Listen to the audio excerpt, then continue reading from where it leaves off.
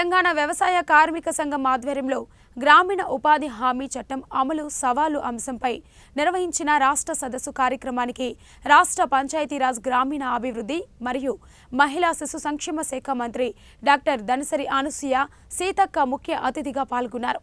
ఉపాధి హామీ పథకం వ్యవసాయానికి అనుసంధానం, పని దినాలను పెంచి కూలీలకు వేతనాలు పెంపునకు కృషి చేస్తామని అన్నారు. ఉపాధి కూలీలకు మౌలిక సదుపాయాలు కల్పించే విధంగా కృషి చేస్తామన్నారు.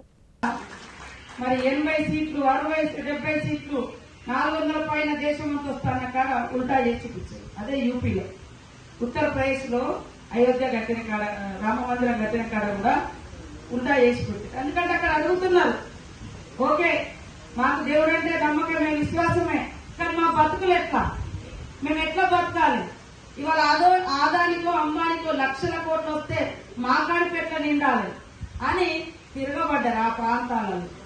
కాబట్టి ఇప్పటికైనా కూడా పేదల పక్షాన, రైతుల పక్షాన, అట్టడుగు వర్గాల పక్షాన, మహిళల పక్షాన, కష్టాలలో ఎవరున్నారో ఆ వర్గాల పక్షాన మనం అందరం ఉండి కేంద్రం నుంచి వచ్చేటువంటి నిధుల కోసం ఖచ్చితంగా ఈ రాష్ట్ర ప్రయోజనాలు, పేదల ప్రయోజనాలు, ఈ యొక్క ఉపాధి హామీ చట్టంలో ఉన్నటువంటి అన్ని అంశాలను సాధించుకునే దిశగా మీ అందరితో మేము కూడా గొంతు కలుపుతాము.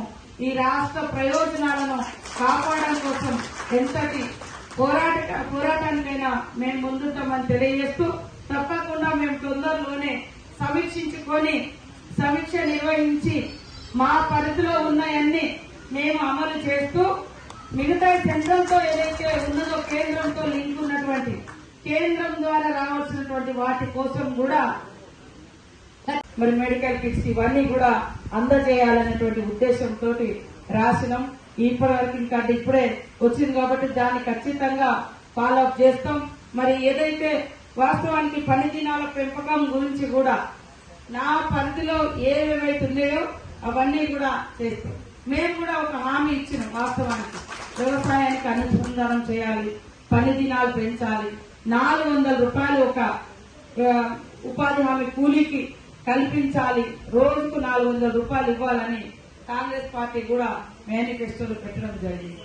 కానీ అక్కడ చూస్తే ఈ చట్టం ఏమో కేంద్రం పరిధిలో ఉంది. కేంద్రంలో మనం ఇక్కడ ఉన్నటువంటి అందరం కలిసి ఐక్యంగా పోటీ చేసినాము. కానీ అక్కడ ఒక మరి వేరే పార్టీ బీజేపీ వచ్చింది.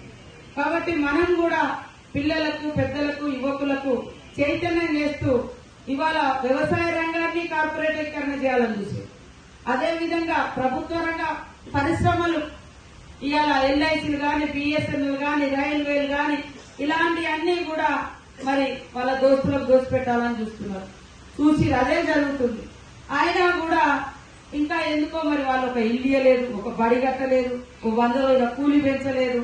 అయినా కూడా కొంతమంది వాళ్ళకు ఓట్లేసి, ఎందుకు అంటే అయోధ్యలో రామాలయం నిర్మించారు. మరి భద్రాచలంలో కూడా రాముడు ఉన్నాడు, ఇక్కడికి ఒక రూపాయి కూడా ఇవ్వలేదు. అయోధ్యలలో రాముడు కట్టింది కూడా మరి అందరి దగ్గర నుంచి తీసుకుపోయి కట్టేది. అందుకనే ప్రసిద్ధిగాంచిన రామాలయాలు ఎక్కడెక్కడైతే ఉన్నాయో ఆ రాముడిని ఈ రాజకీయ ఎజెండాలోకి తీసుకొచ్చినందుకు ఆ అయోధ్యలో కూడా వాళ్ళని బీజేపీలను ఓడించారు. ఇక్కడ మన దగ్గర రాముడు ఉన్న కాడ కూడా ఓడిపోయాడు. రాష్ట్రంలో, దేశంలో ప్రసిద్ధిగాంచిన దాదాపుగా 7-8 చోట్ల రాముడు ఉన్నటువంటి చోట్ల మొత్తం బీజేపీ ఓడిపోయింది. ఇవాళ యూపీలో కూటమని తెలియజేస్తూ మరి మన ప్రతిపక్ష నాయకులకు కూడా కేంద్రంలో ఈ అంశాల మీద పార్లమెంట్ లో, రాజ్యసభలో ప్రశ్నించే విధంగా, ప్రభుత్వాన్ని నిలదీసే విధంగా సెంట్రల్లో ఖచ్చితంగా రాహుల్ గాంధీ గారిని కూడా కలిసి ఈ విషయాలన్నీ కూడా వారికి వివరిస్తామని తెలియజేస్తూ, ఇది మనం ఊరూరా కూడా దీంట్లో ఎవరు ఎలాంటి వివక్షత చూపుతున్నారనేది మనం అందరం కలిసి ఇలాంటి సదస్సులు నిర్వహించడం మూలంగా ప్రజలకు వాస్తవాలు అర్థమవుతాయి. కాబట్టి తప్పకుండా ఈ యొక్క మంచి ప్రయత్నం చేసినందుకు మీ అందరికీ పేరు పేరున నమస్కారాలు, ఉద్యమాభినందనలు తెలియజేస్తూ సెలవు తీసుకుంటాను.